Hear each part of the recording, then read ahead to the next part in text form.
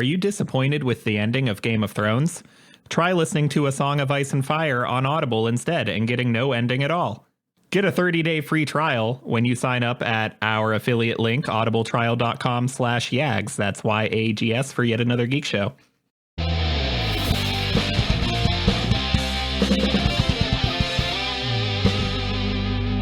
Hello and welcome back to Yet Another Geek Show, where you stick 'em with the pointy end. I'm your host, Alex Ecker. I'm your host, Dalton Mono. I'm your host, Josh Kier. Game of Thrones. That was a season, you guys. Yeah, it was. That was a season. You are correct. That was indeed a season of television. All right. I'm left conflicted, so pardon my lack of excitement here.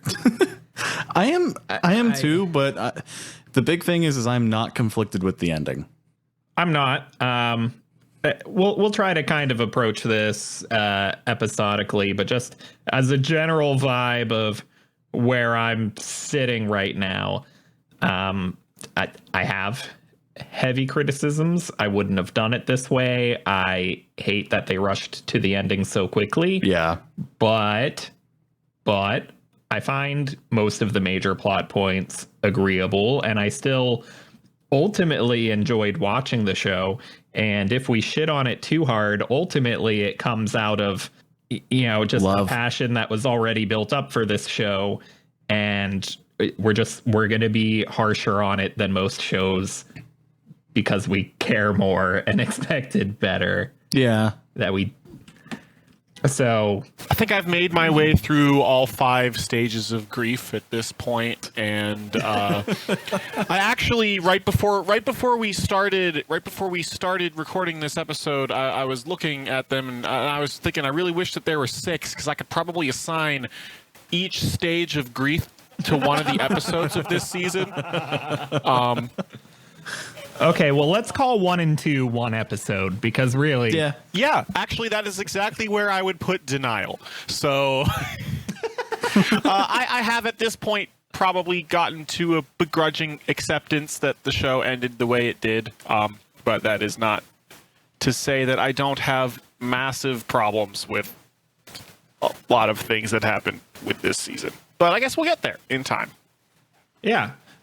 Okay, so I am going to lump together episodes 1 and 2 because at the end of the day, they're just a big reunion of characters and some dialogue between those characters and not a whole lot happening. Just, getting us back into this world and giving us a calm before the storm. And then giving us the storm.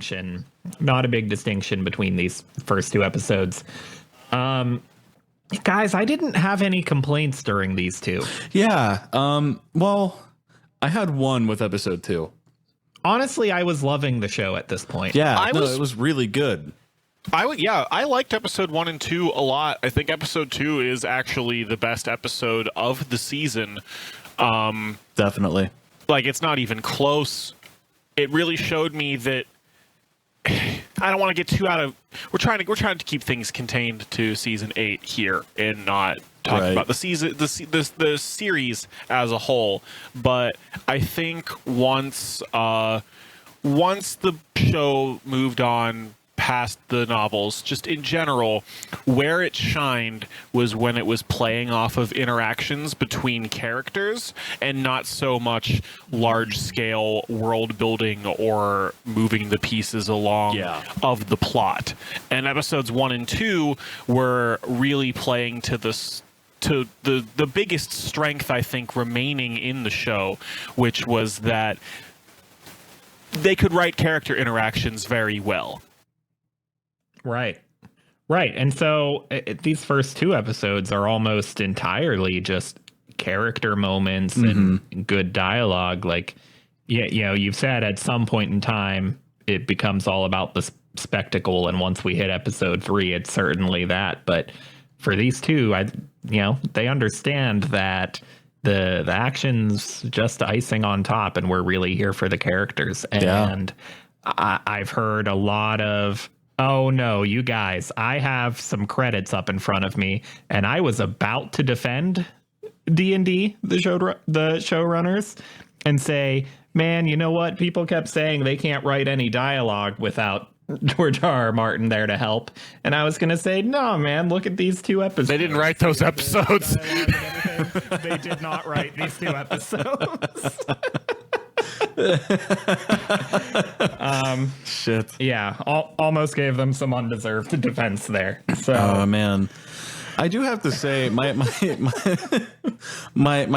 biggest complaint with episode 2 was just the beginning where it was way too dark. Are you thinking of episode 3?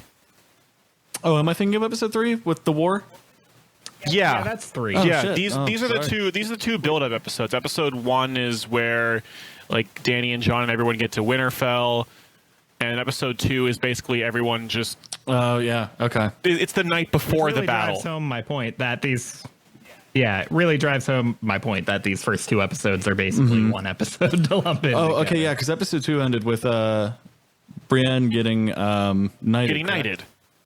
Yeah, which was one of the best moments of the show. It really And was. she's one of the characters that was handled really well here. Yes.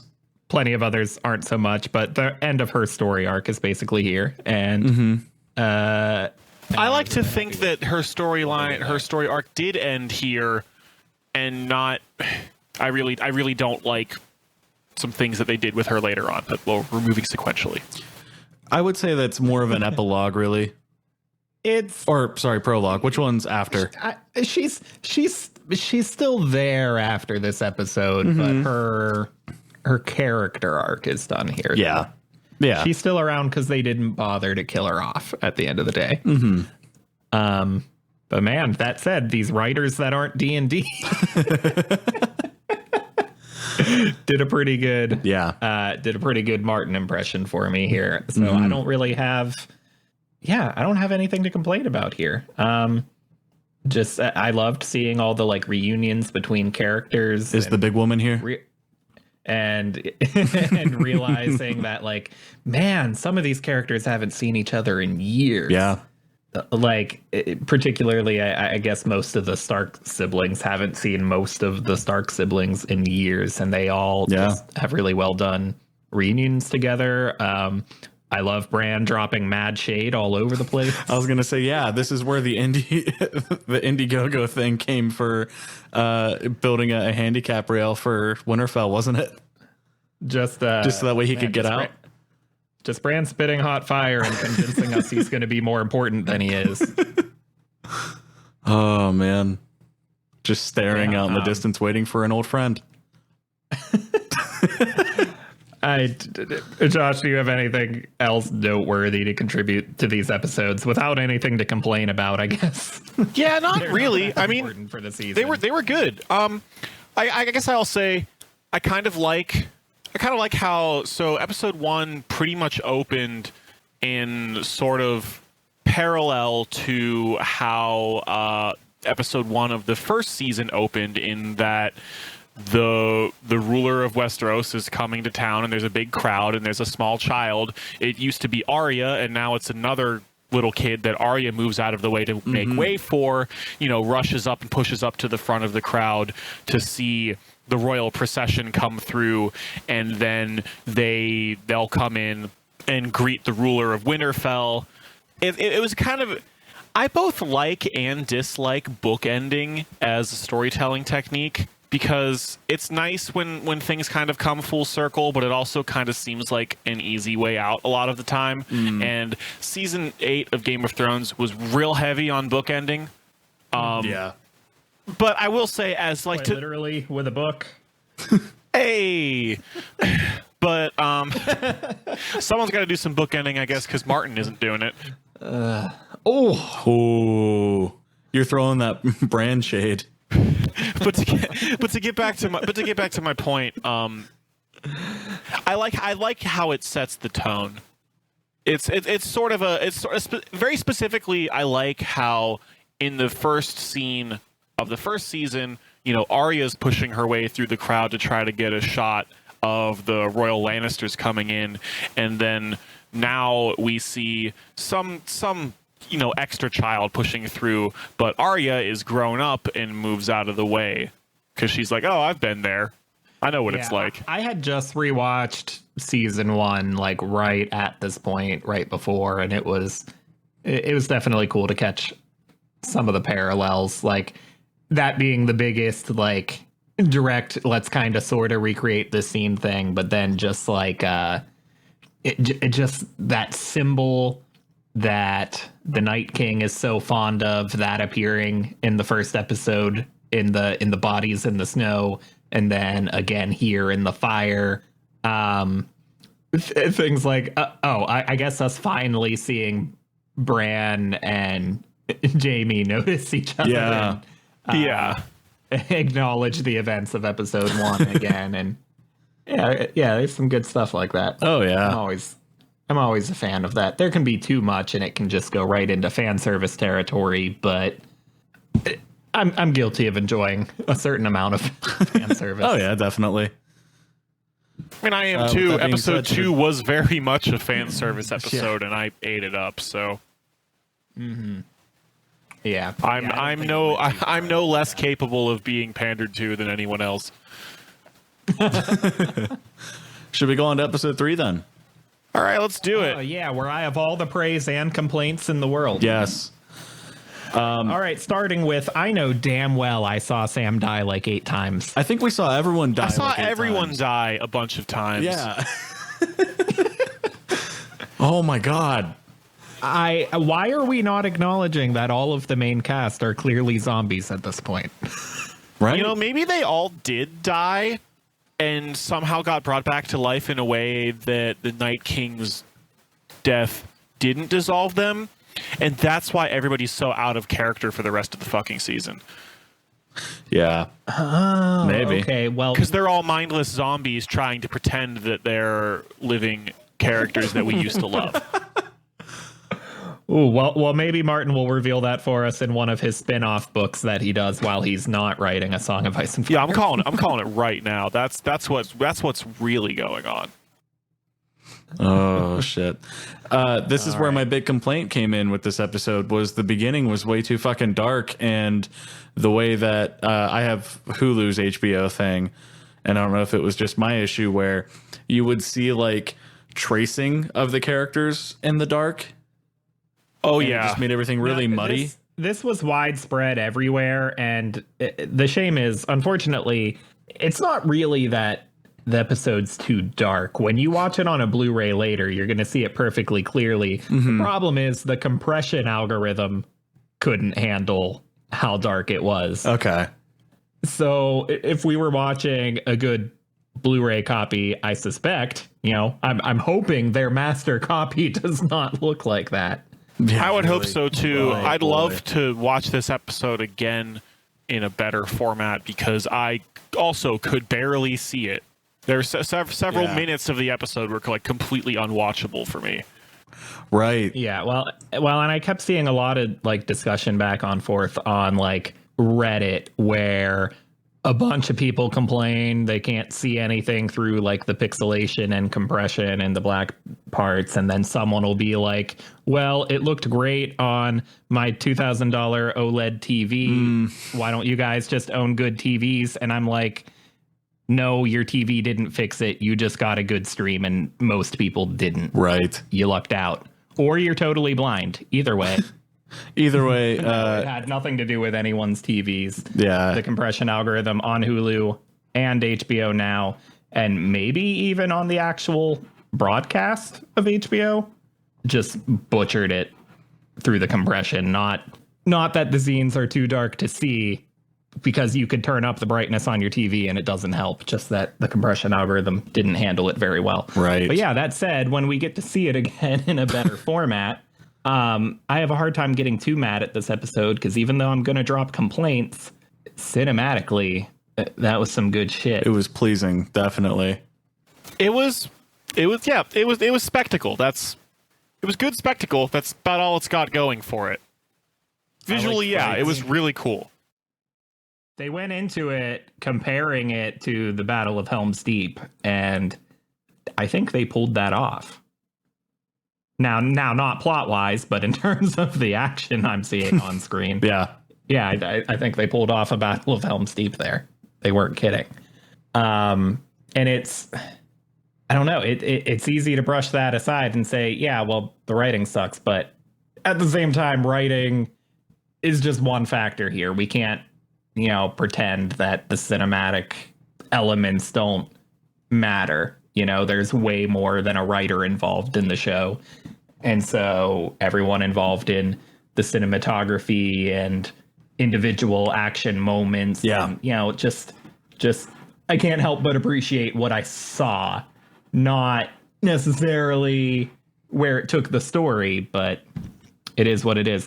The shot at the very up front of the battle of the Dothraki, who magically reappear later, presumably as zombies. Yeah. Oh my God, that's a big complaint I have of the very last episode. Ooh. Although I do have to say I loved the opening scene of the fight because it was just like, oh shit. Well, that's what I'm saying is that shot of them, seemingly at the time, all instantly being wiped out. Right. And is the scariest thing I've ever seen on a screen. Right. That was some good horror movie shit. Why they kind of forgot about that later, I do not. Yeah, I'll never get that. Same thing. I thought all the Unsullied died too. Pretty much. I saw a Grey Worm die like 8 times. We saw everyone die 8 times. Everyone die like 8 times. Grey Worm should have died like 8 times. Sam should have been dead 50 times over. Place every time he came back. I remember there's a point where they pan over like Winterfell, and I think Brienne and Jaime and Podrick, I think, are all each like backed up against the wall with like 30 whites surrounding them, just kind of like exhaustedly hacking away. And I was like, oh wow, like all of these characters are going to die. And then none of them died. I was fully expecting to see episode 4 start off with like in the Winterfell infirmary and Jorah somehow got better.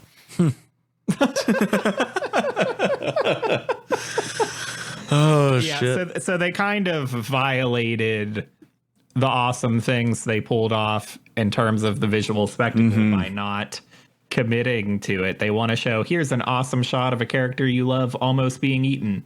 Right. Here's them totally fine again, almost being eaten. And then the characters that you would think that would survive died. So there's just no continuity there in terms of it seems like an easy part of it to get right. Like when you're directing a scene that technically is including thousands of characters, like, sure, there's going to be continuity issues here and there.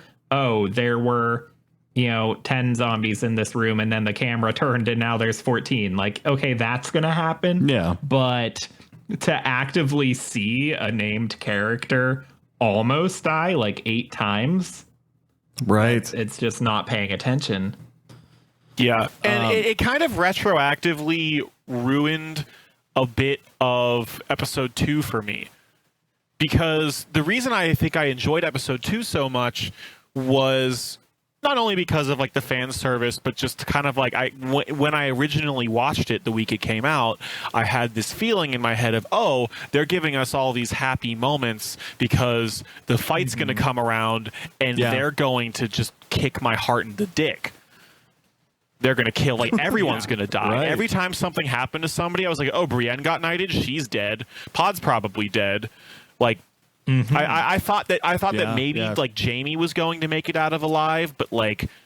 Oh, I thought for sure Brienne was a goner because, like I said, her character arc ended in the episode before. Yeah. Right, exactly.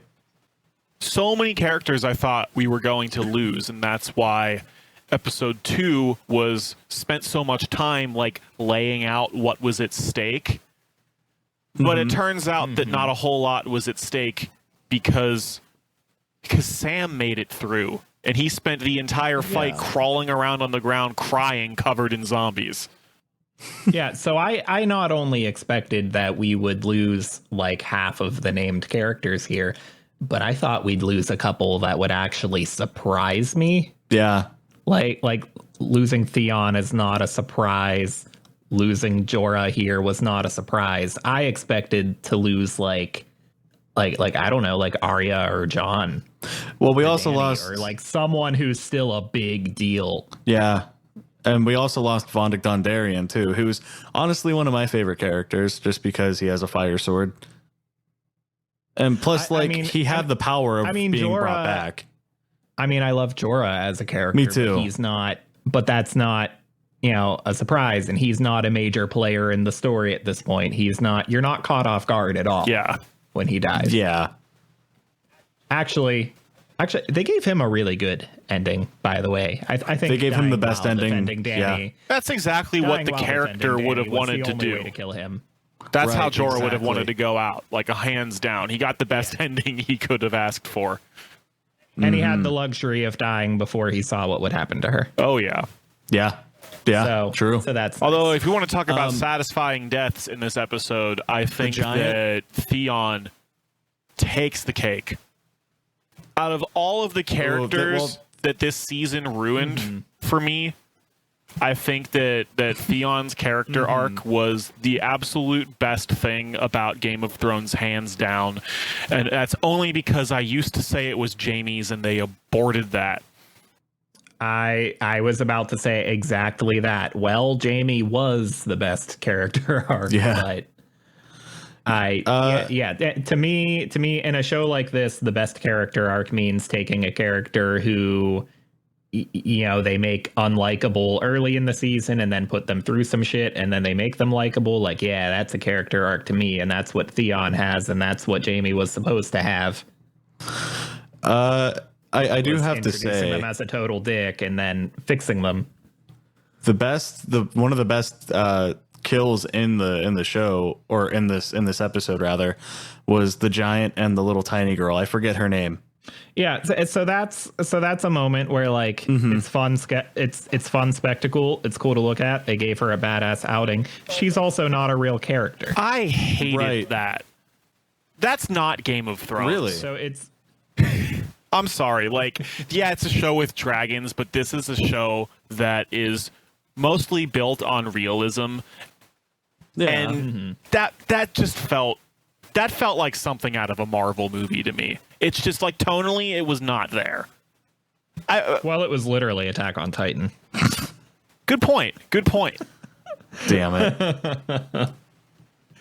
Like at first I was like, oh wow, yeah, Lyanna Mormont, like she's such a badass. And like I liked her being snarky in like political meetings in the seasons prior, but it's just and I believe she only had 2 or 3 episodes, right? She was supposed to be a one-off character. Yeah, and then people liked her and they gave her a few more. But yeah, I liked her, but she was a fun character, but at the end of the day, she wasn't a character. So they gave her a cool outing, but like, let's give some cool outings to characters that are, give us 1 or 2 surprises here. This was the show that sold everyone by killing Ned Stark. Yeah. This was the show that people watched season 1 and said, yeah, okay, this is all right. And then they killed Ned Stark, and then the show really becomes a big deal. Yeah, that's fair. And we didn't have anything like that here. I started watching the show because I heard about the Red Wedding, and I'm like, oh, really? A show just did an episode where they kill like half of the important characters? Yeah, I got to see what that's about. And they kill named characters here, but no one that you care if they make it to the very end. Yeah, I don't know. I had like a few characters that I wanted to see make it to the end, and I guess what I mean is, like, Theon and Jorah are 2 of my favorite characters, but they're also not competitors to the throne, and they're also not contributing substantially to other people's plot lines. Yeah, like Theon's really arc like was Theon's always death. going to end with him dying for something. Like that was the writing was just on the wall for that, and he went out absolutely the best way that he could have.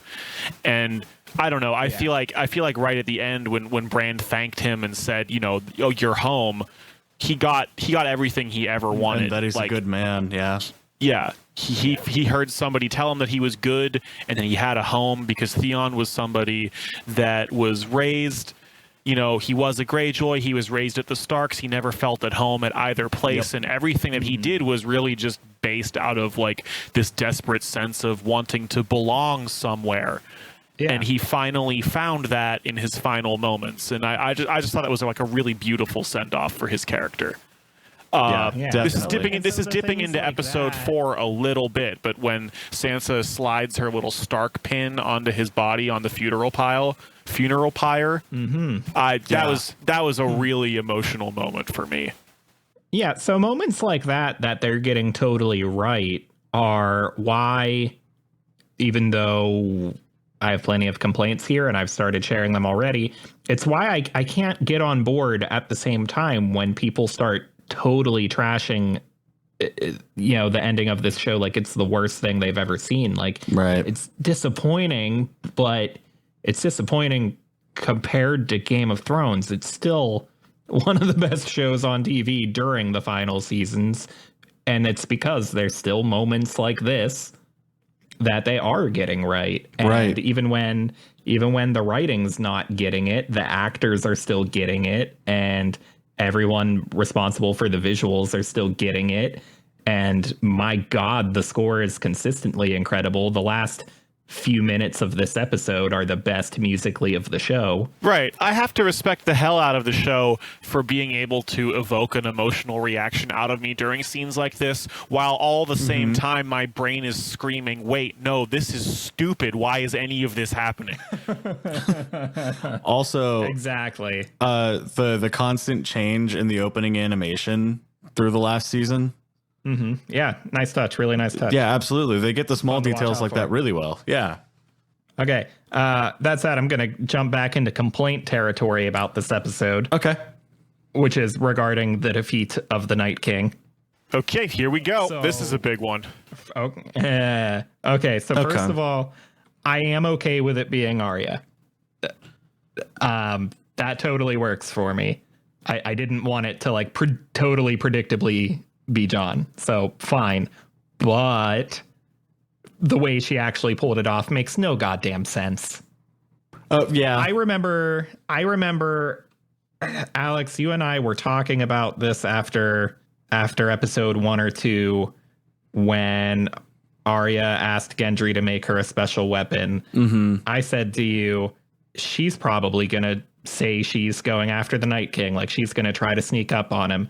And I told you that if she says that, like I'm going to go after the Night King, she's a goner, because that should never in a million years work. Right. Especially because she didn't even bother to use a mask to do it. Yeah. Not that she could have if she wanted to in this context, because what face would she have used? Good point.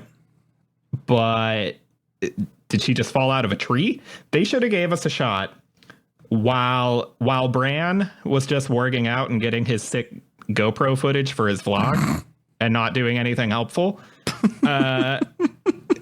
I guess what they didn't show us was that he used a bunch of ravens to lift Arya into the sky and drop her down to the Night King, because I see no other way this works. I actually saw a really shitty napkin sketch that somebody drew online of exactly that happening. So that's hilarious. I don't see any other way. And it's not like I have a complaint like other than what you've addressed here, but I kind of wish that they had more of the Night King being evil as shit throughout the show. You know what I mean?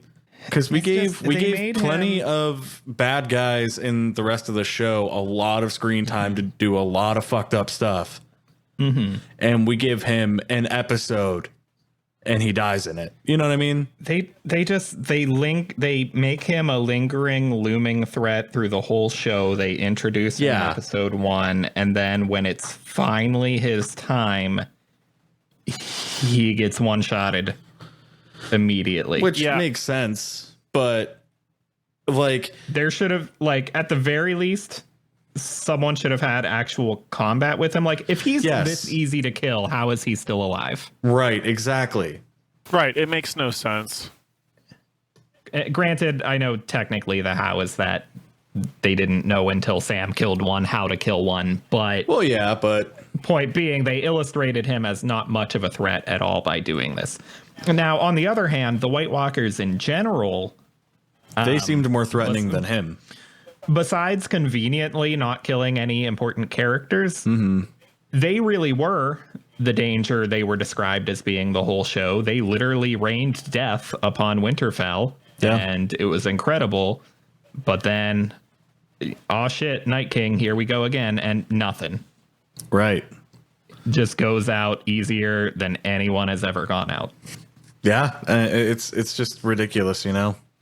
So as he's approaching Bran, and he does his silent inside his own head villain monologue, clearly, as he's standing there and you're waiting for him to do something, and you're like, oh, he's a mute, but he's still doing his monologue. That's what's happening here. Cool.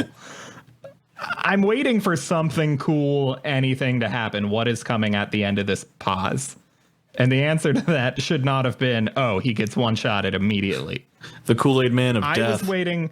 So when people, I wasn't looking at the details of these theories, but when people were theorizing Bran and the Night King somehow being the same person, like I wanted to see something with that happen.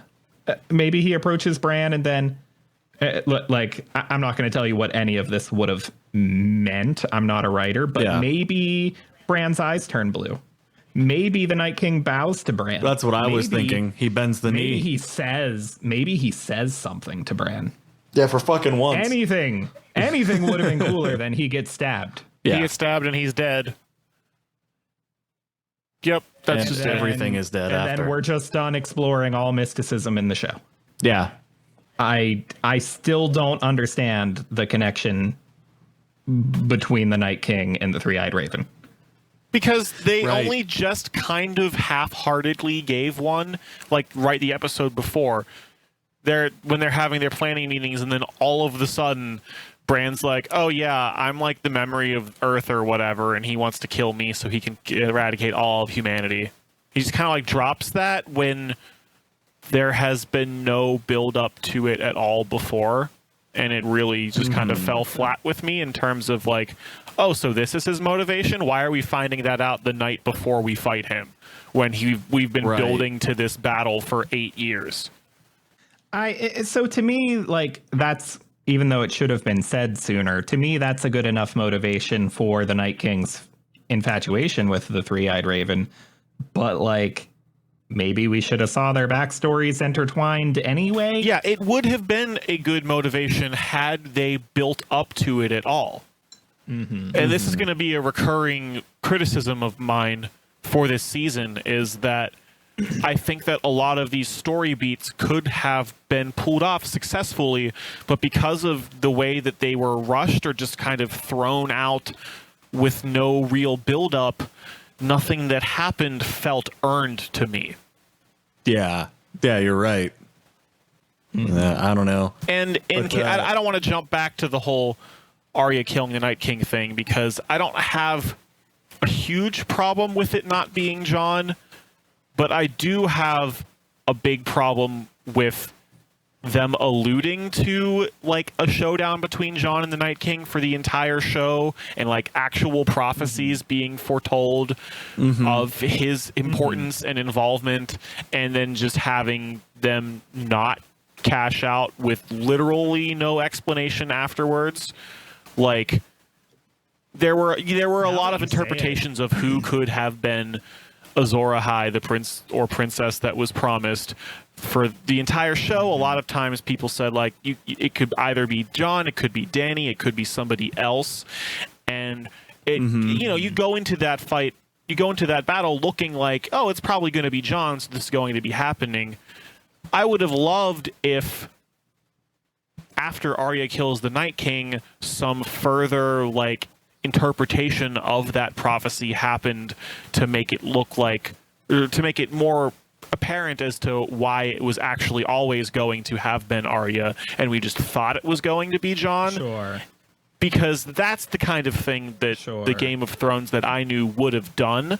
Instead, they just dropped it and didn't talk about it at all. And they even said, like the showrunners even said in the behind the scenes, is that the only reason that they didn't have Jon kill the Night King is because people were expecting it. And I don't think that the showrunners understand the point of subversion in Game of Thrones. The showrunners said that they've known for three or 4 years or something that it was going to be Arya. Yeah. And like you said, there should have been something that we realized in hindsight pointed to it being her. Josh, would you be satisfied? This probably won't happen, but if the internet managed to find hints from prior episodes, but the show didn't bother to point it out for us afterwards? Like if you noticed something on a rewatch and went, oh yeah, that made sense. If there was foreshadowing that just flew over all of our heads and somebody came back and pointed that out, yeah, I'd absolutely be satisfied. Oh yeah, definitely. I would be willing to bet a significant amount of money on that not happening, though. Yeah, no, I'm not leaning on it happening. I guess what I'm really asking was, is it actually necessary that the show after the fact explains why it was destined to be her, or is it more important that it was set up to begin with? Well, the only reason that I felt that the show should touch on it after the fact is that the reason that you didn't know whether or not the prophecy was talking about Jon or Dany or somebody else was because it could have been interpreted in a number of different ways. And if they were going to then come out and like have somebody give an interpretation of the prophecy for it adding up to being Arya instead, I'd have been okay with that. Because I actually do think that there had been book theories written for Arya being Azor Ahai instead. There have been prophecies written for pretty much there have been interpretations of the prophecy written for pretty much every character by now, because fans of A Song of Ice and Fire have to get used to filling out 8 years of time in between books coming out. So you start to get really weird theories like Tyrion being a time-traveling baby. And that's a real theory that you should look up. Hey, I spent a few episodes saying he was going to turn out to be a Targaryen, and I guess I was wrong. There is actually a theory that I don't know how much the people that authored the theory actually believe it, that Tyrion is actually Dany's child with Khal Drogo that was sent back in time by the witch magic at the end of season 1 throughout a whole bunch of bullshit. Wow. And that's so that Tyrion actually was a Targaryen. Okay, that's way further than my theory went. you know what? Going into episode 4 now, I feel like I need to grab a Starbucks off their table. Hey, to keep up with you guys. Okay. Let me just say, as funny as the Starbucks cup is, and as funny as the water bottles are, damn it! Why'd you ruin that joke for me too? I find it obnoxious that the internet is treating these as genuine criticisms of the show and some reflection of the showrunners or production teams not giving a shit anymore. Right. Nearly every episode of every show ever has on their IMDb page a section dedicated to production goofs. Yeah. So it's funny, but it's not a big deal. It's not a sign of anyone not giving a shit. Although it happens to nearly every... You can look up nearly any episode of this show in particular, and maybe it won't be like a wristwatch or a pair of tennis shoes or something, but at the very least you'll find like a continuity error between shots listed in the goofs. Right. Although the coffee cup was pretty out there. Well, yeah, like in a lot of cases, yeah, I completely agree with you, but also like how many people work on this show? It's just out there. It's just fucking there. Oh my god. I will give you that one was a lot more gratuitous than usual. I do have to say, though, I really like the character engagement in episode 4. I'm trying to remember what all happens in 4. Josh. 4 was... This is the less one eventful where than the others. Rhaegal gets shot down, but Gendry gets shot down harder.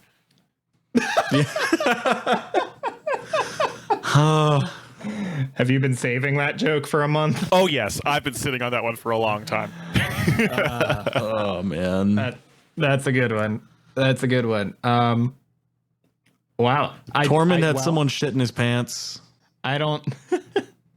Well, yeah, so there's back to some good character stuff here. I enjoyed the stuff between Tormund and Brienne and Jaime up until Jaime decides to ditch her. I actually really liked the bit of Arya shooting down Gendry and being like, nah, I'm not about that royal life. I am an adventurer, and that's how it's going to be. Yeah. And me going off to be my own person is more important than this love. And like that totally makes sense to me for Arya, and that's cool. I thought that was all solid writing. Yeah. Man, Rhaegal going down so easy. That was a load of horse shit.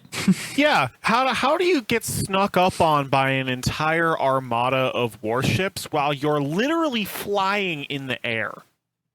Right. It wasn't the excuse that they kind of popped out from behind a mountain of rocks at the last second. That I think so, but still. I mean, by all accounts, it does not make sense at all.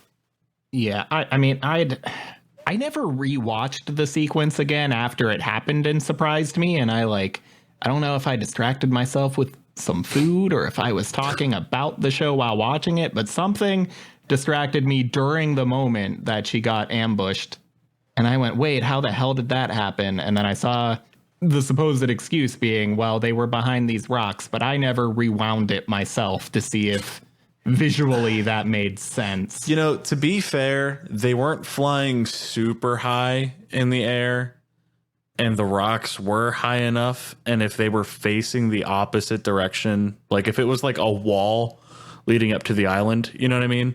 Mm-hmm. Then it makes sense, but I can't visualize it in my head right now. You know what I mean? Like my bigger problem was that she was dumb enough to try and fight.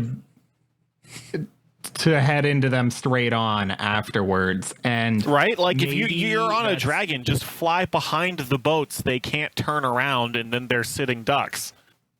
Well, that depends on if the cannons are on swivels. Prior to this moment, or harpoons. Is there any insinuation that she has any common sense when it comes to military strategy? Oh no, none at all. Not at all. No. That's what Jorah was. Barristan and Jorah made pretty much all of. Well, so here's the thing: is that actually in the books she does, but they took away a lot of those moments of hers in the show and gave them to Jorah and Barristan instead. Mm-hmm. It's actually a big criticism I have with Dany's characterization in the show, is they take away a lot of her like more empowering moments and give them to her advisors. So based purely on the characterization we've actually gotten in the show, this could almost work, but doesn't quite make it. It could almost work on the grounds that, you know, again, if she's shown to have no common sense when it comes to combat, and, you know, when she's trying to fight with a sword during the previous episode and has no skill with it whatsoever, that's cool. That makes sense. Don't all of a sudden give her any like actual tactical skills at this point. But this glaring mistake of flying on your dragon straight for the harpoons, like it was a level of stupid far beyond what I could justify. Well, and it's a combination of having no common sense when it comes to that and just being enraged about what is happening. Like she's already becoming the Mad Queen at this point, so maybe it's that she's stupid and mad. but it is just a level of stupid beyond what I can justify. Yeah. When she could easily fly right around them and take them all down. I do have to say, seconds. Before we do see that scene when she's talking to John and she says something about love or fear, and she chooses fear. Fear it'll be. Yeah. I loved that bit of dialogue because that just set her even further as the tyrant that she wants to fight against. Mm-hmm. And then you see her lose her dragon, which of course would make anybody feel like shit because, man, if I lost a dragon, I'd be pretty upset. Okay, so I guess we're kind of moving into episode 5 right here. That's where I was going, yeah. So I'm going to detract from most of the internet and say that I think Dany losing her shit and going Mad Queen was set up perfectly fine. Hold up. We forgot about Miss Sunday. Well, that's Sunday. Just another step in her becoming the... Wow. Okay. Well, that's just it. Yeah, I just forgot to mention because that would make anyone else go fucking insane too. But well, yeah, so that's just another step in properly setting her up to be the Mad Queen. The thing is she's always.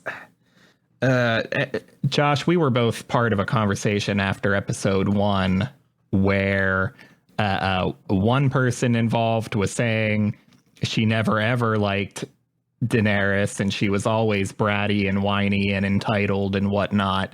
And then another friend of ours were saying, no, her harsh actions were always justified. She just did what she needed to become this powerful ruler to help people and whatever.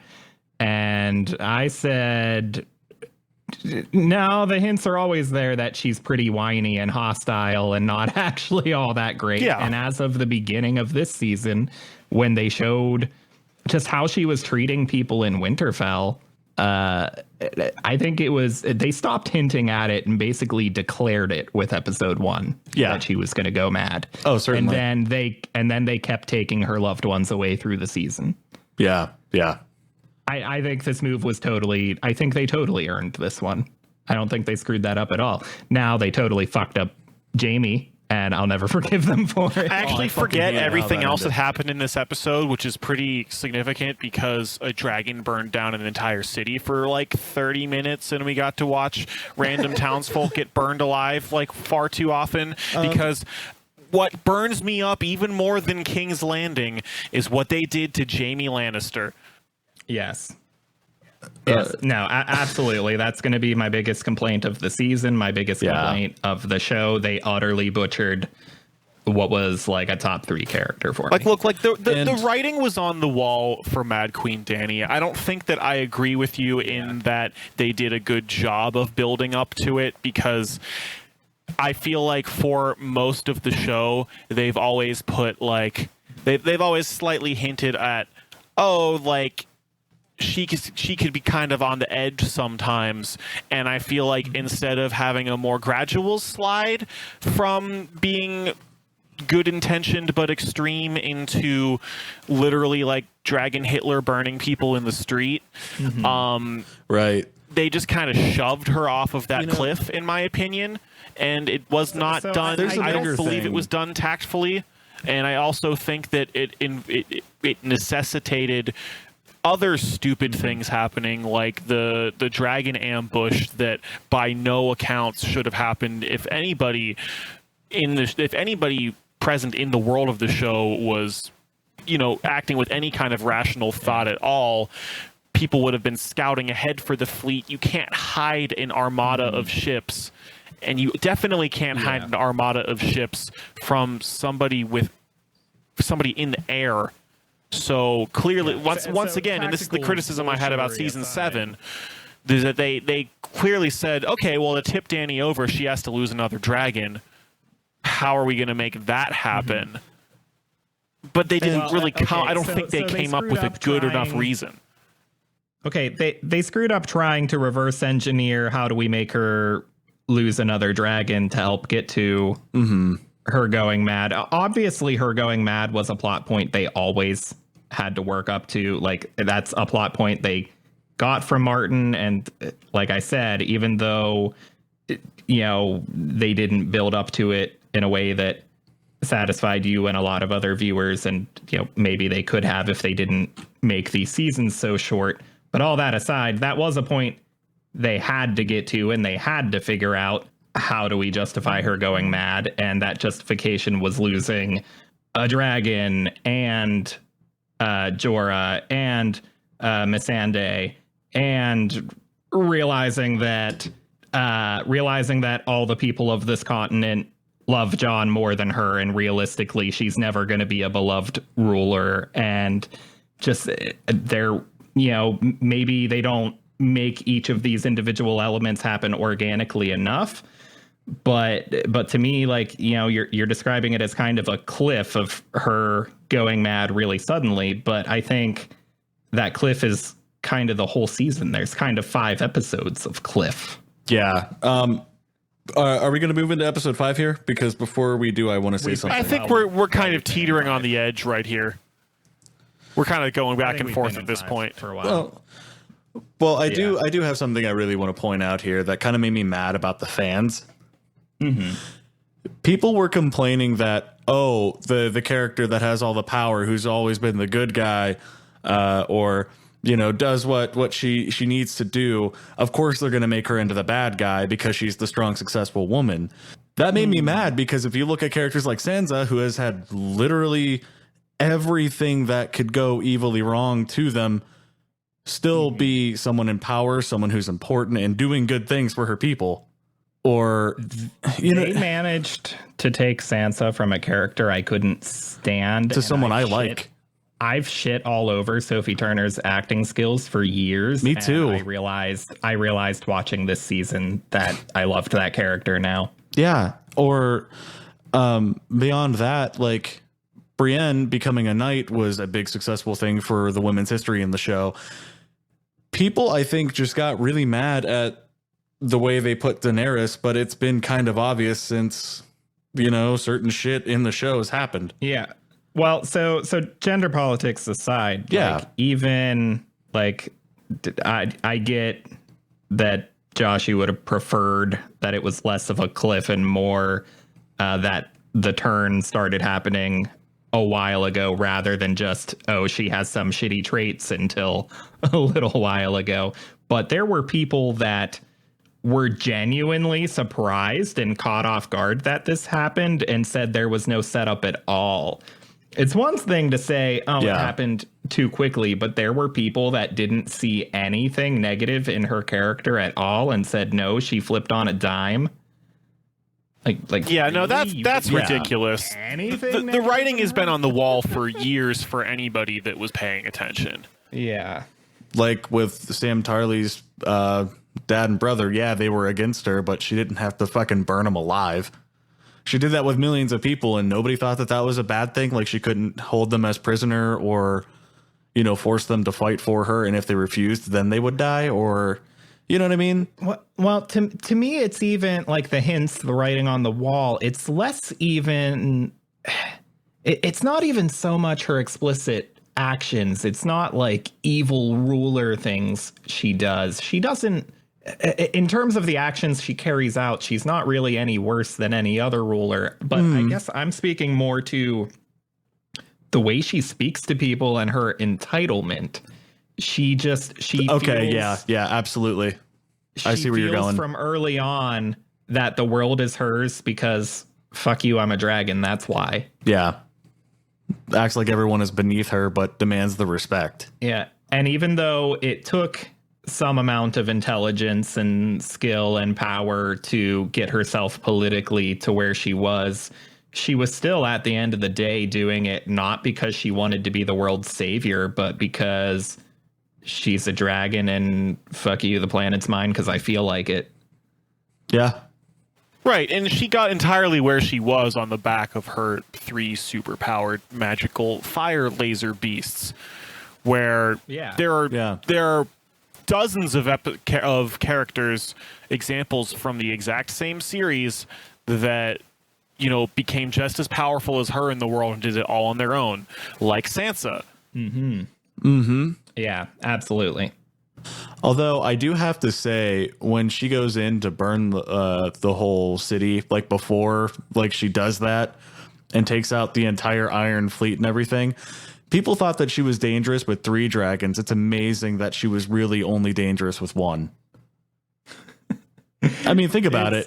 It's unfortunate for her in retrospect that she didn't just burn down King's Landing with 3 dragons this season ago. All I could think of was because she did not need any of these armies. all I could think of that during that whole fight was I remembered 2 episodes previously when the zombie dragon was breathing fire at Jon Snow and he was hiding behind a 6-inch brick wall and that was fine.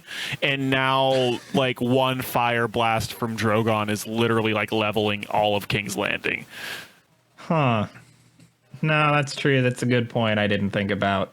Well, you have to remember all the wildfire deposits that were set in the world that were blowing shit up too, though. Yeah, but the fire was actively knocking down walls, wildfire aside. Could it have been like propulsion of the fire? There definitely wasn't any wildfire on the Iron Fleet boats, and those blew up just as forcefully. Good point. But anyway, the parallel that I drew to me that's a valid complaint, but also a bit of a nitpick I'm not going to dwell on. Yeah, the parallel that I drew to Dany kind of like turning on a dime from winning the battle and then suddenly just like burning all the civilians in the streets was actually to Anakin Skywalker killing all of the younglings in Revenge of the Sith in terms of holy crap, that escalated quickly. Yes. From in a very similar situation where there was a character who we knew was going to turn to evil, and there had been, hints at the darkness present in said character in the series previously, but where both for Anakin in Revenge of the Sith and Dany in Game of Thrones, I think there's a bit too much of a leap from 1 to 11. Yeah, Jon Snow was all like, "You're my auntie, Dany. I love you." And she's all, "I hate you." Okay, now that comparison does help explain to me a bit more of your perspective there. I get it a little better with that. She was the chosen one. I mean, Drogon did have the high ground, so King's Landing was screwed. That is ultimately all that matters. Speaking of which, but you know who the high ground didn't work out for?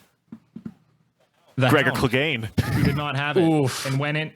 Yeah. Oh, I loved that fight. Was about to fight. I said, "Babe, he doesn't have the high ground. What is he doing?" Oh man, I did love that fight though, and I love what the guys said at the end about like the fear of fire, but he hated the person who instilled that fear in him more than his fear itself.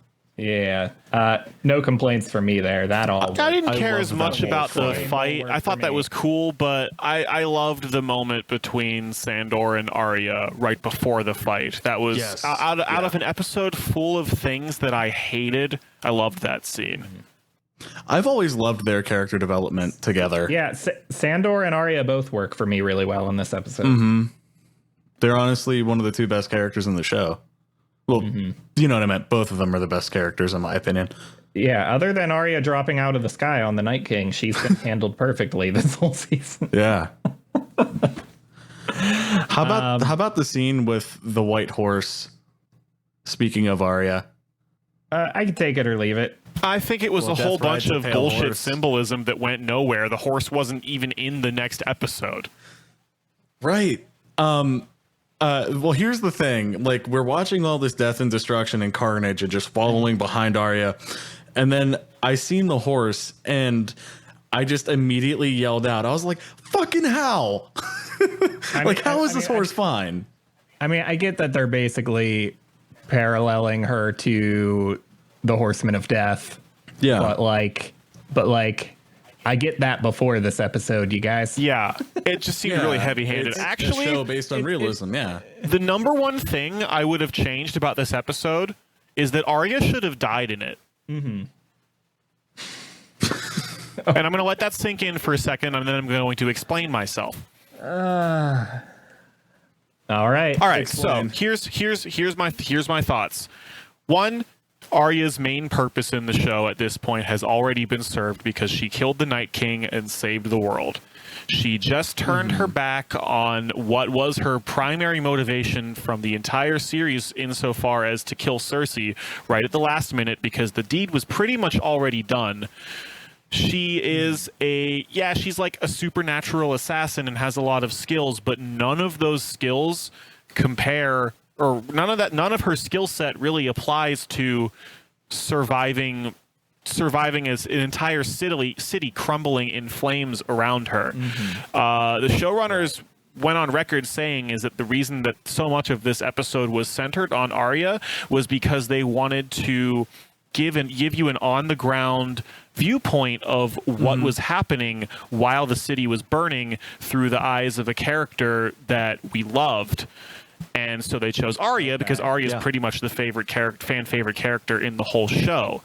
Realistically, none of the skills she has lend themselves to her surviving that. And I think that it would have been a really big emotional punch, and it would have driven the wedge between Jon and Dany more convincingly than Tyrion and Jon having the same fucking conversation 8 times in the same season, and then finally it stuck in the last episode for whatever reason. But what if, Jon's on the ground trying to contain all the madness? What if he finds Arya's body and realize that things got out of control, and the one family member I loved the most ended up losing her life in this? Instead of, once again, like episode 3 did, have the same character almost die 7 times and then not for whatever reason. I think the emotional punch of what happened would have been much, much deeper if a meaningful character had died in it, and I think Arya would have been the perfect choice. Yeah. Well, even though this didn't end up being emotional because of the ruined character arc, I would say Jaime and Cersei were pretty important, meaningful characters to kill off.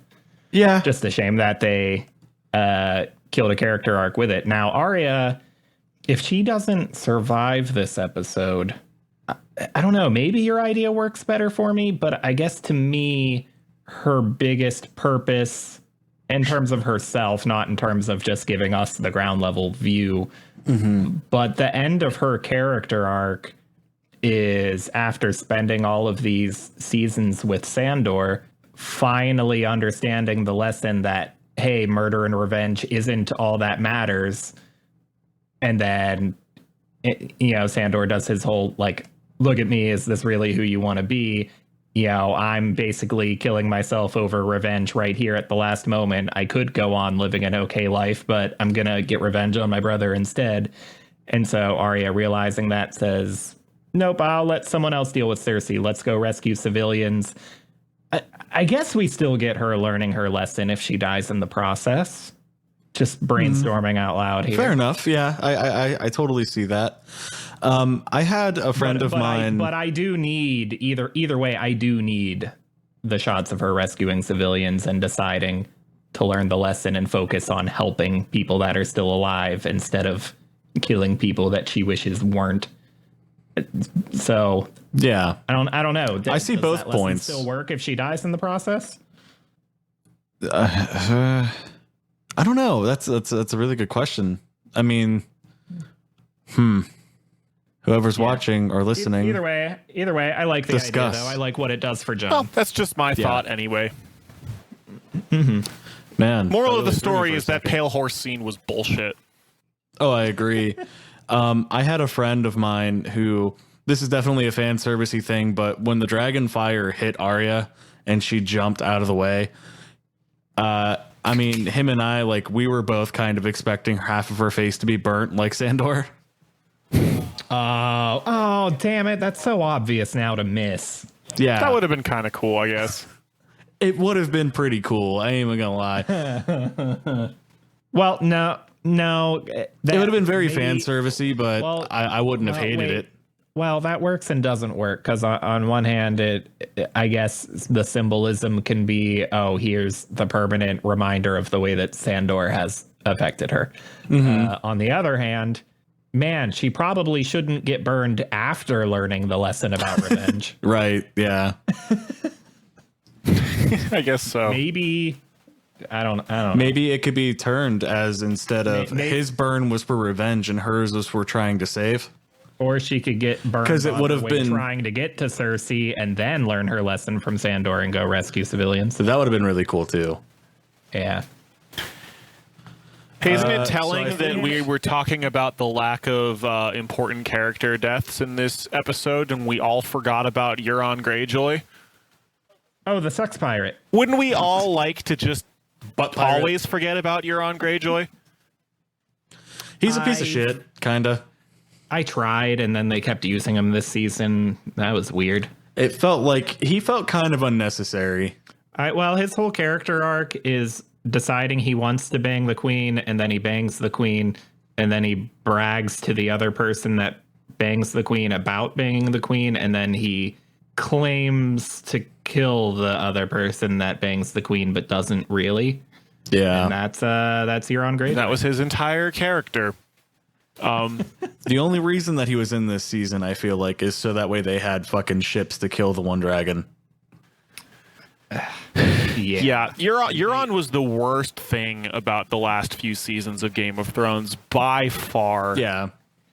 He feels like he's in the wrong show. Yes. He really does. The thing is that there is a character in the books named Euron Greyjoy, and he is nothing like the character in the show that we got.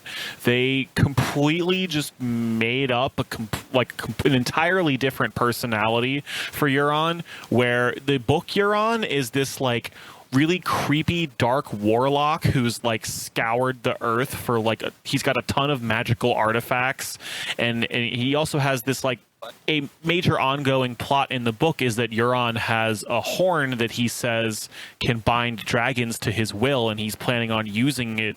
He's sending someone over to Dany, who's still in Meereen at this point in the books, to basically steal a dragon from her. I think this is kind of where the showrunners got the idea of the Night King stealing one of her dragons, because I feel like that's going to happen in the books as well, but they're taking a much different path to get there. At any rate, none of that stuff transfers over to show Euron at all, and instead we just get like a shitty Gary Stu Jack Sparrow wannabe fuckboy. I was literally about to say they turned that character into pervert Jack Sparrow. That's all that is. Yeah, they could have killed him off a long time ago, and that would have been nice. So, Jaime and Cersei. Here's the biggest shame for me in how badly they ruined that character at the last second is that I think there's a way they could have made that work. Yeah, I completely agree. Just thought about it. Now, a friend of ours, Josh, was making the comparison that him falling back to Cersei was he was comparing it to like a drug addict going into relapse, and in a way, I guess that is the idea, and that friend of ours liked it, but the problem is still there's no like indication for this that he's actually struggling, and there's nothing to trigger it, and it just it feels really not set up and out of nowhere. In fact, I would argue that there is more evidence against that happening, because when last they spoke, they had a falling out at the end of season 7 because Jaime wanted to go fight in the north, and Cersei said, "Nah, you're stupid. Stay here. If you leave, I'm going to kill you." And he called her out on her bullshit and left, and then she hired someone to assassinate him. And apparently that was enough. We were like, "Oh yeah, she hired someone to kill me. I forgot I love that crazy bitch. I'm going to go die with her." To kill him and his brother who he loves. Yeah. Here's all you had to do to make this work. Kill Brienne in episode 3. Done. Yep. That's it. It's all you had to do. Makes sense if you that's all you had to do. And her so that would have added was done. in episode 2. Fuck. Well, if that happened, he stated- would have only killed 2 technical kings then, and not He- 3. Because he killed the stated Salt long Throne. ago, The Salty King. You know, I kept waiting for him to kill the Night King so that he could call himself the Kingslayer and be proud of it. But whatever, what do I know? But yeah, so with her character arc already done in episode 2, like he stated years ago that he wanted to die in the arms of the woman he loved.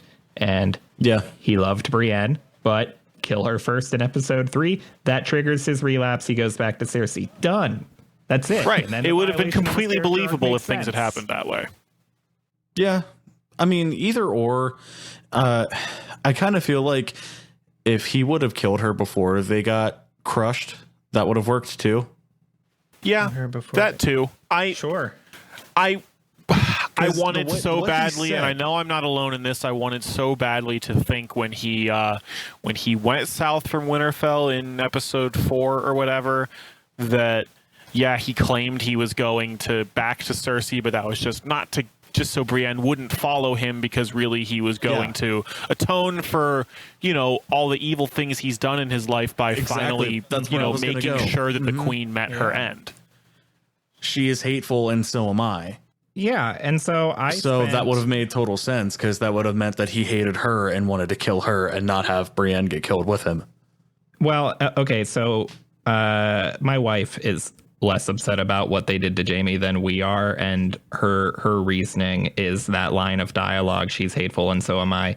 She interpreted the point of that line as being Jaime being the self-loathing person he is for the entire show. He finally gets to experience a true, honest, deserved, meaningful love. And then maybe the idea is he decides at that moment he doesn't deserve it, which I think you could have made that work. But that one line of dialogue didn't explain that well enough for me. Yeah. You very easily could have played that angle for sure, but It's very insightful, yeah. there was just no elaboration on But anything. it's definitely the writing. Yeah, just another thing that maybe that's the idea, maybe it isn't. But in either case, I just think of how many things could have been fleshed out if this had actually been a 10-episode season, Yes. and how much it I had been probably 2 would have been 10-episode more seasons. okay with the things that happened had they been able to adequately Or build even an towards them. 8-episode season. Like, wasn't season that? 7 8 episodes? Season 7 was, I believe, 7 episodes. Oh. And this one was even if 6. it was like 7 or 8 episodes, Both of them could have done been so 10 much more episodes. justice. Yeah. Yeah. yeah. They were offered HBO as such, wanted it. and the showrunner said, "No, we don't need to do it in 10 because I want to go work on Star HBO Wars." wanted 10 seasons, I believe. Oh, wow. Okay. And I mean, they're biased in that they would want the successful show to run as long as possible. But I think Martin said he thought it should be 12. Huh. Granted, if he thought that, then maybe he should finish another book. Yeah. Yeah, really. So I don't know that he gets a say in the matter. Okay. As far as the final episode goes, guys, are we ready to talk about that? Nope, because Damn it. we didn't really talk about Cersei. We talked a lot about Jaime, not really Cersei. I think Cersei deserved a better death, personally. So going into this, Fair. waiting for this episode to come, knowing thinking she's the final villain besides Dany, if you're paying attention, you go into it wondering, ooh, who's going to be the one to kill her? And I go into it thinking, oh, for sure, it's one of her brothers, right? Why wouldn't it be? Or maybe... No, it's getting stoned. Or maybe not knowing at the time that the city was going to be being burned down as people are going after her. You also think at the time, oh, Arya, because if she can sneak up on the Night King, then there's no reason that Cersei should be able to survive another 20 minutes after Arya teleports down there. Yeah. And She gets birded over there. and so at the end of this, when like basically everyone in Westeros has reason to be mad at her and go after her, she's killed by falling rocks. Or I guess technically Dany, who of all the named characters has like the least thematic importance in going after her. Right. So yeah, that's incredibly unfulfilling. Like, someone should have gotten to watch the light go out in her eyes. I completely agree. I still think if they would have done it the way that I just said earlier, where as the rocks are falling, Jamie kills her and then he dies, like that would have worked even for me. Well, I mean, if they're still going to die in the rock falling scene, I think that Jamie killing her right before that happens is kind of cheesy. So I'm kind of glad they didn't do it that way, but I just wish that they hadn't died in the crumbling basement at all anyway.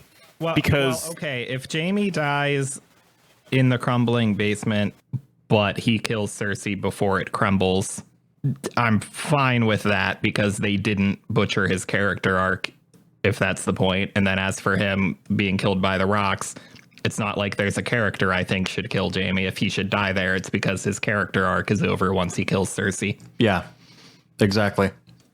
So if Cersei, granted, if I'm recalling correctly, Tyrion gave Jamie the idea to escape through the tunnels, and so I guess Jamie told Cersei, hey, let's go into the tunnels, so I don't know why Cersei would be down there, but yeah, it's better if she's down there and Jamie's like, oh, hey, what's up, stab?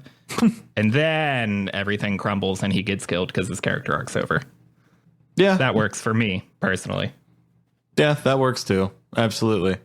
Although I do have to say, when Tyrion did find them, I almost was like, I felt really emotional there. Mm-hmm. That worked for me because I still care about Tyrion. All right, so are we going into episode 6 now? Is that the official transition point there? Because that is episode 6 content. Yeah. Yep, let's do it. All right. So I've obviously been like really critical about this season the whole time so far on this show. I actually wasn't that upset with the last episode.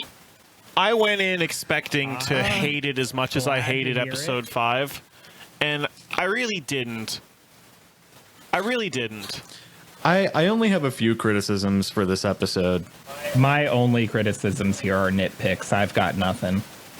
I mean, I do have a pretty big problem with, I don't know, I don't see any reason why the remaining Lords of Westeros that don't know about all of his hippie magic bullshit would want to put their weight behind Bran being king. There's no reason for anybody else but like Tyrion and the rest of the Starks to care about him.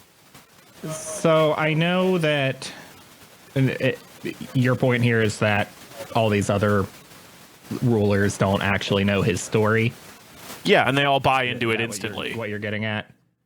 I mean, I guess they're just trusting Tyrion with it, and even if they didn't believe him, like even if they say Tyrion goes into his rant and explanation and they're all like, who is this kid? If Tyrion's point is that we need a ruler people can get behind and this is why people will get behind Bran, even if they don't believe the story he presented about what Bran's been through, they really only need to believe that that story is actually going to help unite people, which doesn't really rely on whether it's true or not. I was kind of wanting to backpedal a little bit before we got to talk about the broken. All right, that's fine. That's fine. Let's do that. Cool. Yeah, because that's the very end of the episode, pretty much. Sure. I do wish that this episode had a little more action.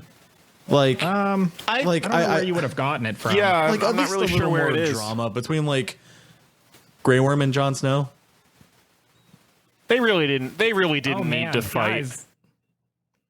No, they didn't. The show managed to make me hate Grey Worm. Yeah. Oh my god, yeah. Jacob Anderson's an awesome actor, by the way. Man, I totally skipped that the last episode, how mad I was at him. Yeah. Because him making the decision to follow along with Dany and continue the fight, I guess I understand that that's how the Unsullied do, but if you have one particular Unsullied where you're like, this person's a character, he's important, he should stand out from the others in some way. Yeah. And that would have been the moment. Yeah, that would have really. been the moment to be like, I have my own will. But instead, he does that. And John, if he was even slightly less honorable than he is, would have been like, all right, I'm executing that motherfucker right the hell now. Right. I just feel like the confrontation with killing the soldiers of the opposing enemy. Mm-hmm. Like, I felt like that scene could have been either thrown out entirely because it didn't lead anywhere, except just to show how much of an a-hole Grey Worm was.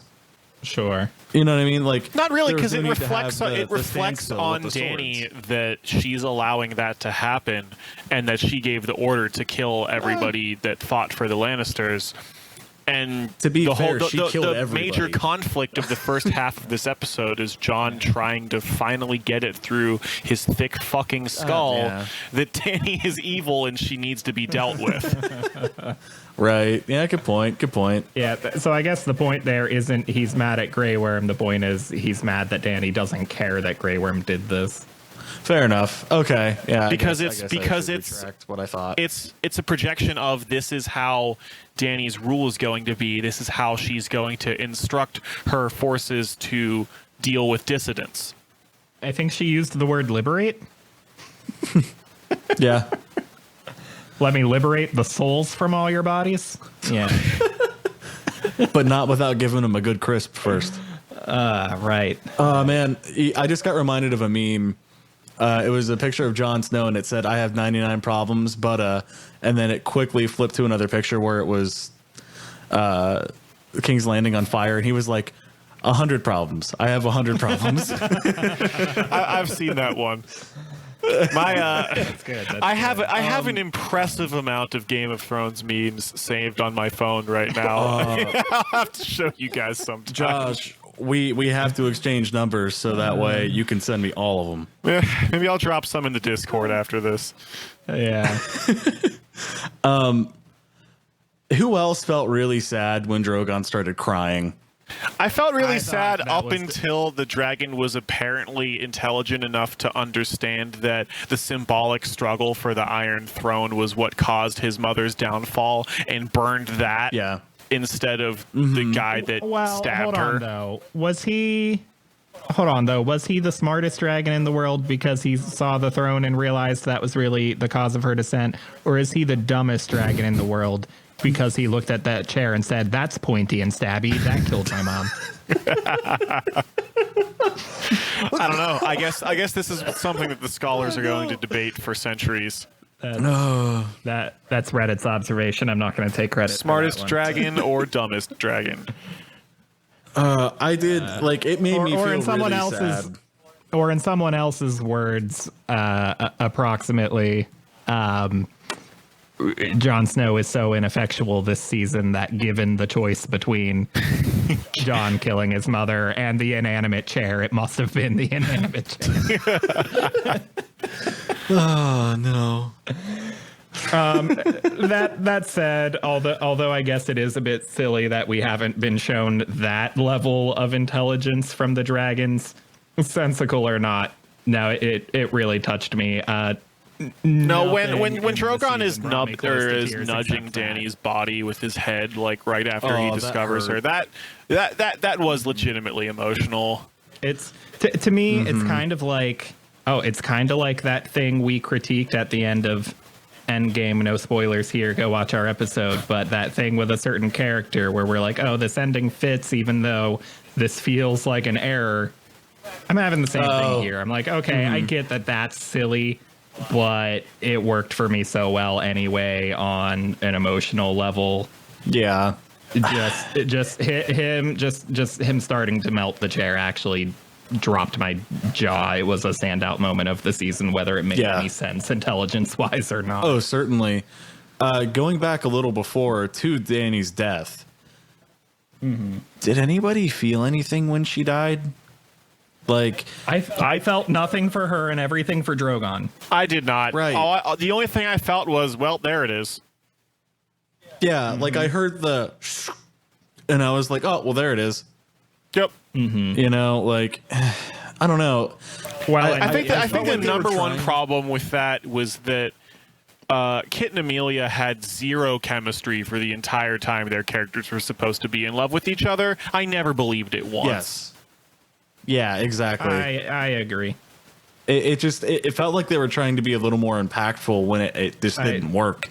I agree. We forgot to criticize the magic carpet ride in episode 1. I'm doing it now. I mean, not to discredit Kit Harington and Amelia Clark, because they're good actors. They're great. But they're both incredible for every other moment. For everything but being in love with each other. Yeah. Right. Like, it just didn't feel right. No, I was like, actually blown away by how good Amelia's acting was this entire season. And I was actually not the hugest fan of her work in the early seasons. Yeah. Going back, and I don't know, Dalton, maybe you've done a rewatch of most of these seasons more recently than any of us, but I feel like the evolution in her acting abilities has just been like astronomical over the course of this show's lifetime. To be fair, though, between season 1 and 2, I think she had a brain aneurysm.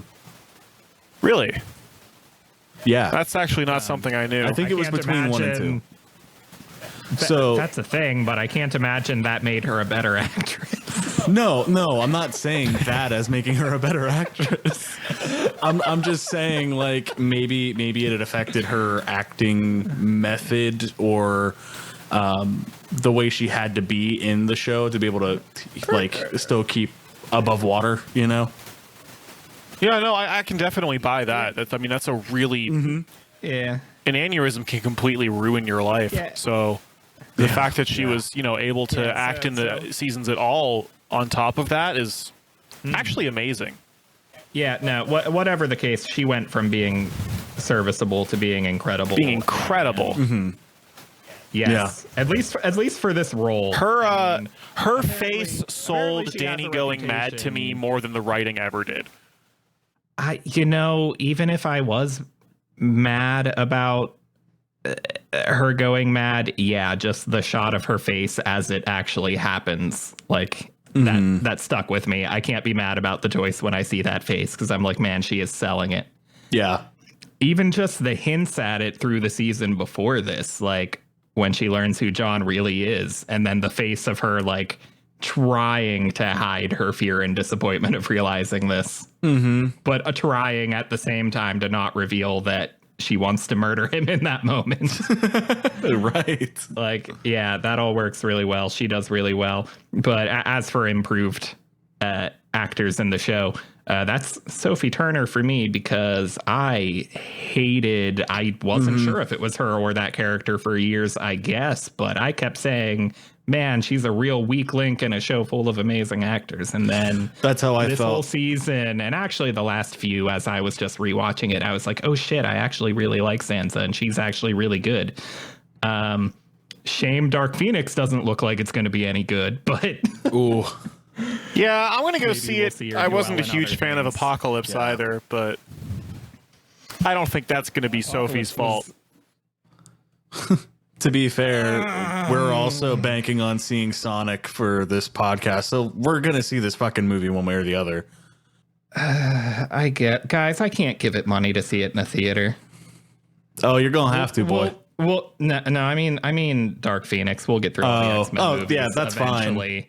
Fine. We'll save more of that conversation for later, but I just have to mention how much she improved for me, because that blew me away. It was during episode 1 when Dany goes to Winterfell and decides that she has the right to be a snarky bitch to Sansa, and I was like, oh shit, I like Sansa more than Dany. How did that happen? And I realized I was all wrong about her. Oh yeah. All right, so what else happened in this episode before declaring the king? Tyrion became a prisoner, and then he gets another badass acting moment out of that in the form of finding his siblings. We already mentioned that. Yeah. I wish he would have gotten one more truly sick, awesome monologue, like when he was on trial in season, I want to say 4. Yeah. And while trying not to spoil it on the weekly, was describing it as one of my favorite bits of the show. I wish he would have got one more awesome moment like that. Maybe I think maybe he should have had a rant to go with it. Yeah. You know what? He should have ranted about that fucking water bottle in front of Sam Tarley.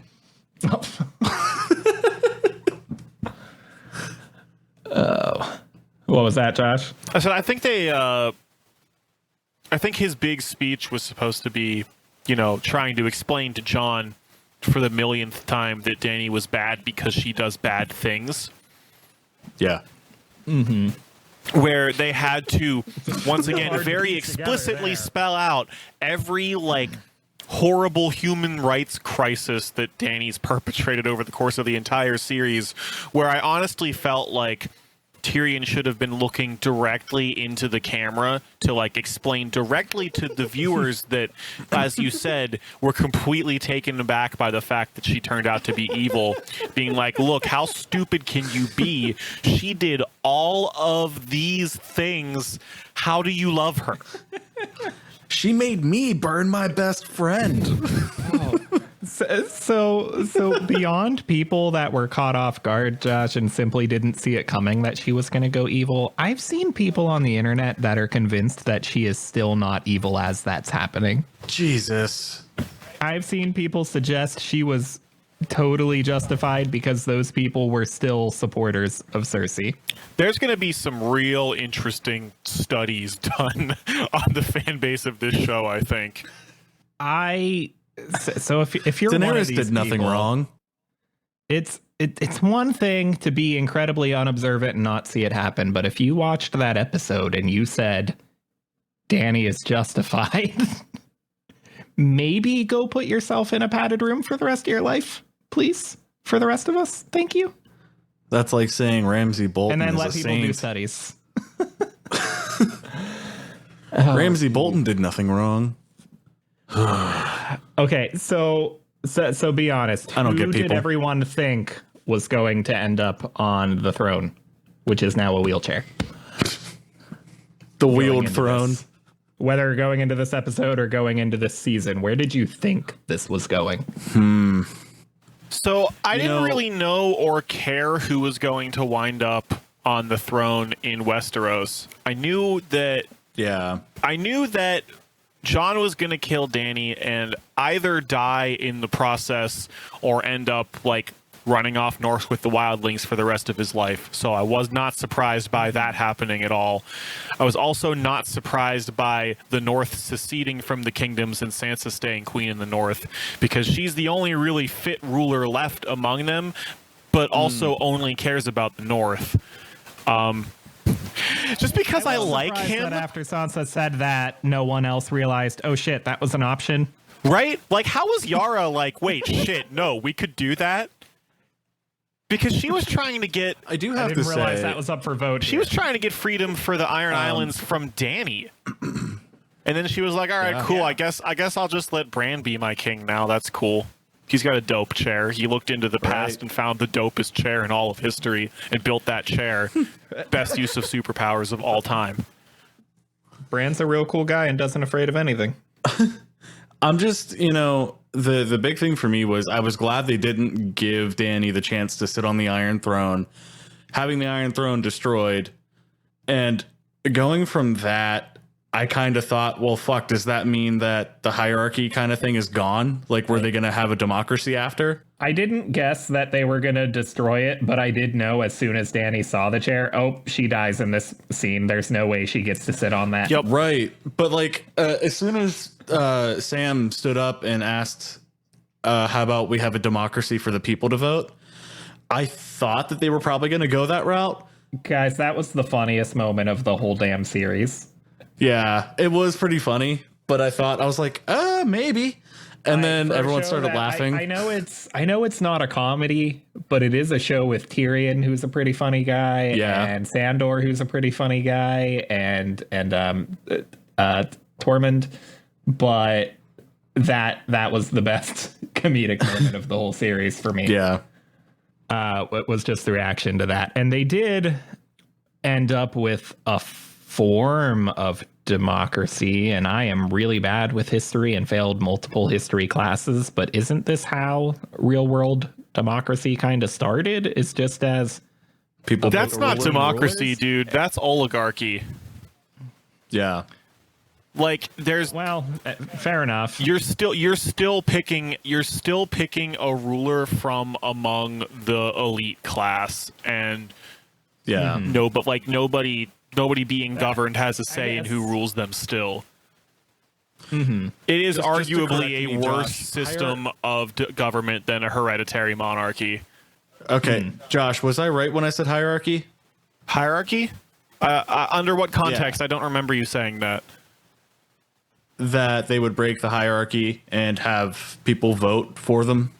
I mean, the hierarchy is the same because they still decided that they have a lord, that there is still a king of the 6 kingdoms. So the hierarchy didn't change. It's just how they pick the person at the top. Just didn't want to sound any more stupid than I already do. Yeah. So I don't know if I got an answer. Did anyone think a particular person was going to end up on the throne? I almost thought John because it was obvious. Almost too obvious. Right. I knew it wasn't going to be John. I was aware. I was almost thinking Sansa. But then she didn't want it. She just wanted Winterfell. I decided Sansa was a possibility once I liked her in episode 1, but what I was really rooting for was for the Night King to actually make it to the Iron Throne and then to sit on it and then accidentally get stabbed with Valyrian steel and poof. That would have been a better ending. Put on a teacher's chair. That would have been a better ending for the Night King. No, I had no logical basis behind this, but I really wanted Davos Seaworth to become king because I just love that guy. Oh, so Davos would be sweet. The Onion, like all hail the Onion King. Everybody can see that. This whole series was actually a Shrek prologue. I also thought Sam, but then I was like, no, he was kind of wanting to be a maester. Like everyone there, kind like the ones that I thought would be interesting, already had their own goal set in mind that they didn't want it. So I liked at one point in time, I kind of wavered between every episode I watched, but at one point I liked the idea that it would be Arya and Gendry, not because Arya would do that. I realize that doesn't work, but because people were noticing a line from, I believe, the first episode of the show where Bobby B and Ned are talking. Long may he reign. And good old Bobby B says something along the lines of, I have a son and you have a daughter and we'll get them together and they'll rule the 7 kingdoms. Yeah. And now 6. That would have happened if it was Arya and Gendry, even though those weren't the children he was referring to.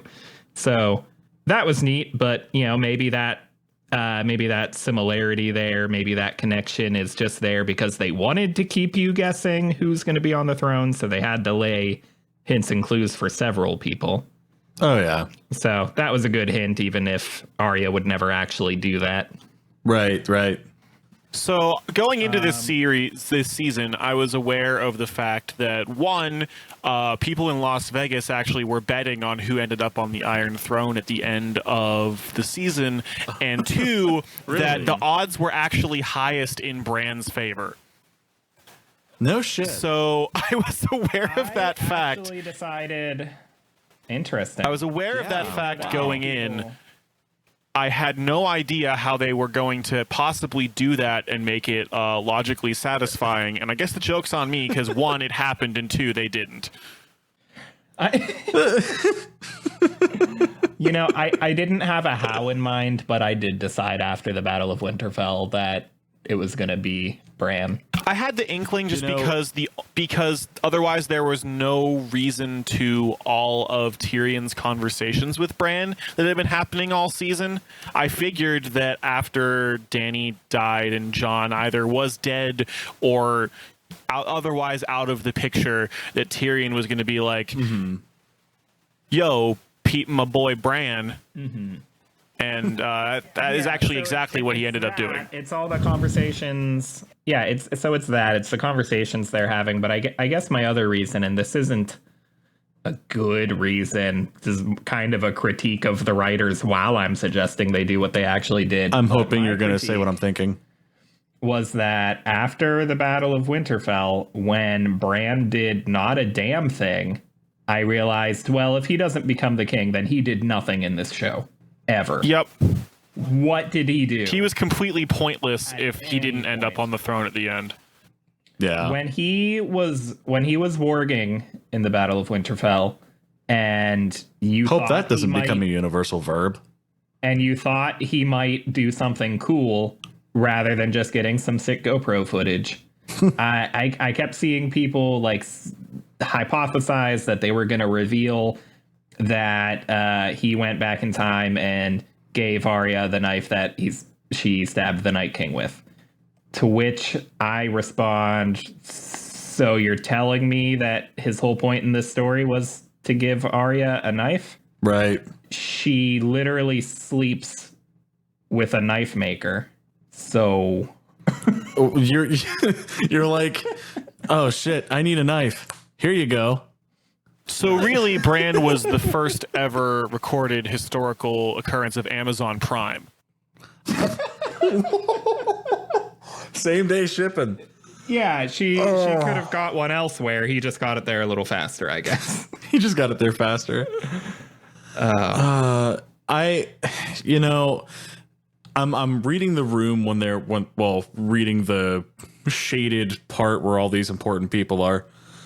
And I'm looking at them and I'm trying to figure out who they're going to pick. And then I realize Bran's in the dead center and I'm like, oh, fuck, it's going to be Bran. And he's sitting in a throne. Yeah. And the place where the throne goes is now wheelchair accessible thanks to Drogon. Yeah, I mean... So does that mean the throne is just an illusion? It can be anywhere, kind of like Asgard? The throne is the real Iron Throne was the friends we made along the way.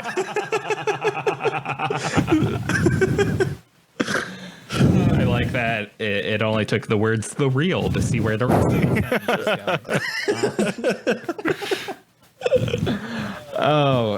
that said, maybe I'm just satisfied because I called it, but I'm totally okay with it being Bran. I don't know if you guys have strong opinions on the matter. I'm totally. I think so. My analysis of the ending is that I think they did the absolute best they could, given the corners that they had already written themselves into. I would have appreciated the cards not having fallen where they did, but given the fact that they did, I don't think they could have made a better ending. And that's kind of a double negative way to say that. I actually did kind of like what happened given the circumstances that led up to this episode. Yeah. Sure. Well, and I think this is Martin's ending. I think so too. I think it is. Yeah. This whole season, I don't know if we know that for sure. Yeah. I'm not as upset with what happened as opposed to how it happened. And then you have the aftermath where Jon goes to Castle Black, and then they all kind of go like their separate ways.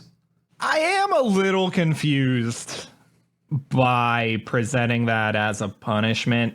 So I'm pretty sure that this is something that they all just threw together to placate Grey Worm, because they were like, there really isn't a Night's Watch anymore. Like, well, the rest of that sentence was as if Grey Worm's an idiot, because does he not realize they called him the King of the North? No, I mean, also, does he not realize that there's no longer a need? Right. For a Night's Watch? Yeah. I mean, he was there. Yeah, but he doesn't really understand. I don't think he understands the culture of Westeros. Danny doesn't. They probably don't even know what the Night's Watch is for, or what else is for. All he knows is oh, Night's Watch. That sounds like boot camp. Sure. Yeah. And then he gets on a boat to go to fucking wherever. They only did that for Grey Worm to have his quote unquote justice when they didn't really all give a shit. But also, So Grey why Worm's still a send war him to Castle criminal Black? and should be hung. So why does he get a say in the negotiation at all? Right. And why does he get to, Like, it just doesn't make any sense. And also, what happened okay with the giant Dothraki horde that was loved. within the city as soon as their Khaleesi died? Right. Rightfully, technically, by the way Dothraki live their lives, they should have then vowed to follow Jon Snow, at which point he would have simply responded, I don't want it. I don't want it. Man, they should have given us that moment. Yeah. Where they're like, yo, John, these are the rules. I don't want it. Just give him one final, I don't want it.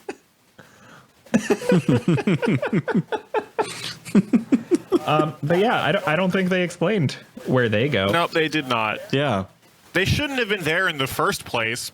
So whatever. I mean, we wound up at the same place. They were just kind of there to begin with when they probably shouldn't have.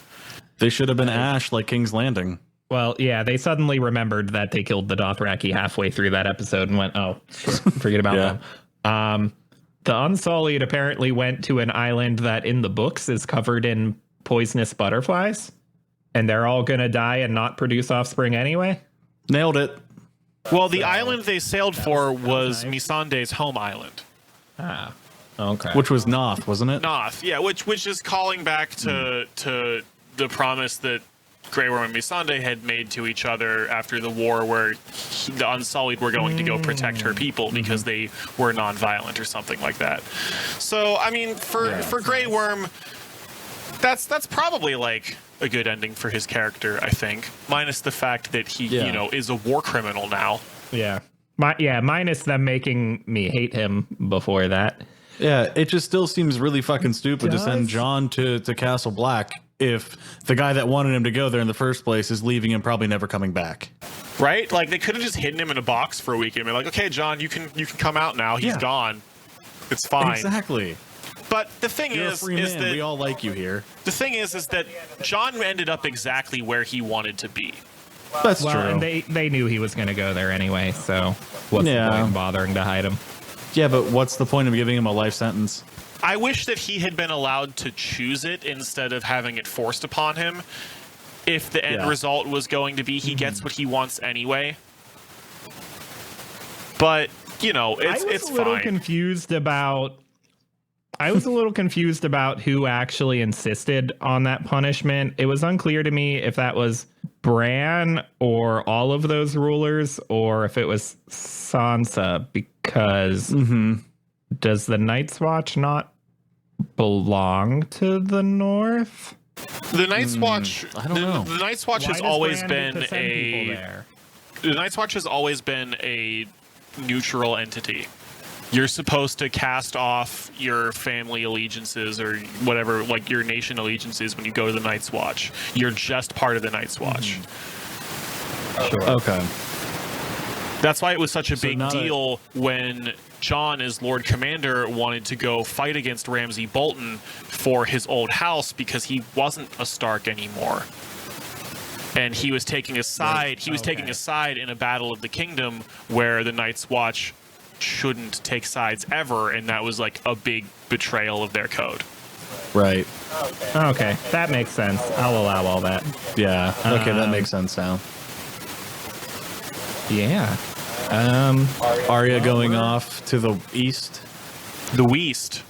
That's West. Josh's earlier criticism that maybe they should have killed her off in King's Landing aside, since they didn't do that, seems like the perfect send off to me. Yeah. Yep. It's pretty good. Yeah, pretty good ending for her. I was kind of hoping Gendry would decide to go off with her. Yeah, that would have been a good way to maybe literally ship them together. I think there's no recovering from how hard he was shot down. Yeah. It would have been maybe nice if they had had one last scene together, but Yeah. I just feel like, not that he was a major character, but I feel like we didn't get an ending for him. Yeah. Oh, guys, in one of the very last scenes, I think this is the last thing I have to talk about. Is there another Jon. water bottle? John finally pet that damn dog. Right? Finally. I was so hoping that Tormund would ask if the giant woman was with him. He didn't get a single line in the episode, which was weird. I kept waiting for him to say something. No. I just wanted him to say something, but he didn't. Right. Yeah. Man, why? I'm sorry. Of all the like characters they didn't do right, they did not do right by Ghost. Right. No, they did I not. forgot to complain about that from the beginning, but they did not do right by my dude Ghost, But they validated him as a good boy in the end. who kicked ass at the Battle of Winterfell, Lost an ear. and then it took him the entire rest of the show to be acknowledged as the good boy he is. Right? And John probably never pet him again once the credits hit. Probably not. Also, Yeah. 5 minutes after the credits rolled, all of the Starks died. John doesn't deserve Ghost. Unless a spinoff happens. I really wanted Ghost to All right, bite I think we're him. done. It's like, fuck you, man. I'm Tormund's boy now. Oh, Right. and then his eyes turn blue. The ultimate teaser ending. No, and then fucking Arya comes out of nowhere and kills him. Wait for the White Walker Ghost spinoff. All right, we're getting silly now, and I think we're gonna cut it off here. So, thank you for listening to our episode that somehow became longer than Endgame. Right. The episode, not the movie. Man, I'm not even done complaining. It's fine. And we're gonna keep doing that off air because Our watch has ended.